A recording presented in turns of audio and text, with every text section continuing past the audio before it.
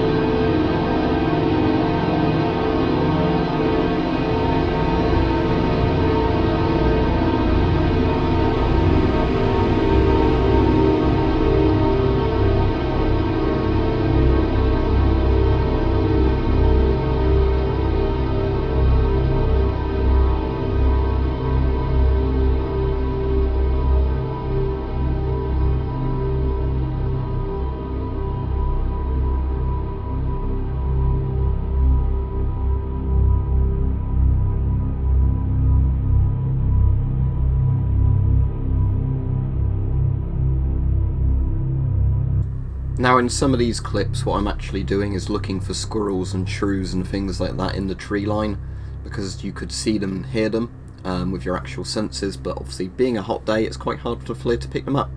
So see if you spot anything in this footage. You probably won't, just because of the temperature ranges, but there were definitely things moving around in the grass and the branches, but trying to spot them on a hot day of the FLIR is actually quite hard. So just take a look at the footage as said and see if you spot anything interesting.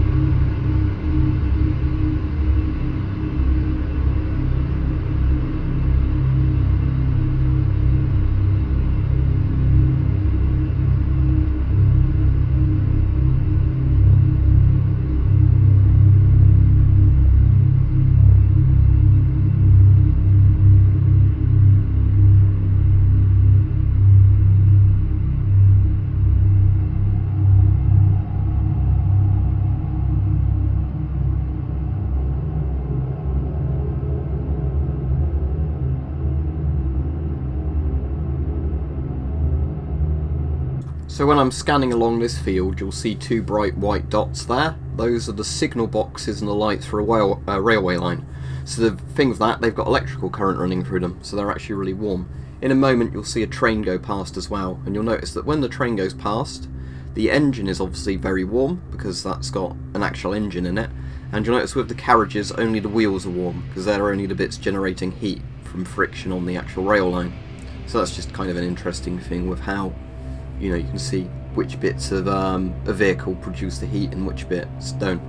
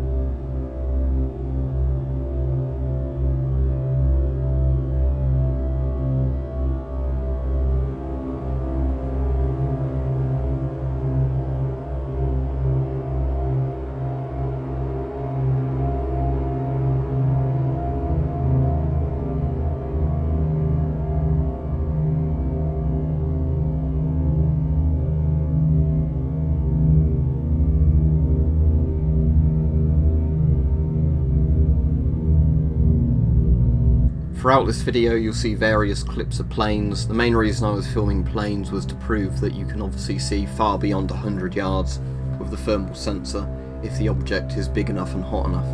So obviously seeing a person at a mile or so away, probably not going to happen with the FLIR. Seeing a plane or a very big vehicle, you can definitely do that with the FLIR if it's in a cold enough area.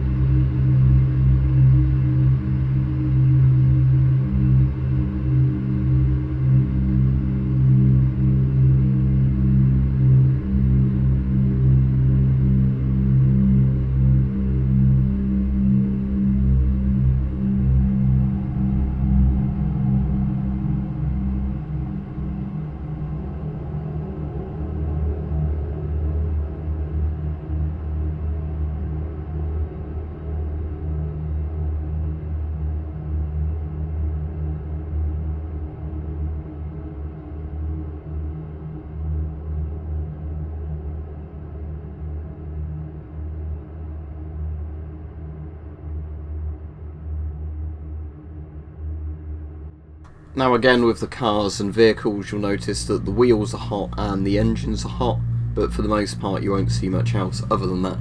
Now obviously you can also see when I set it to the orange and yellow sort of high-end temperature filter that some of the signs have absorbed a lot of heat as well, the metal signs and the road crash barriers.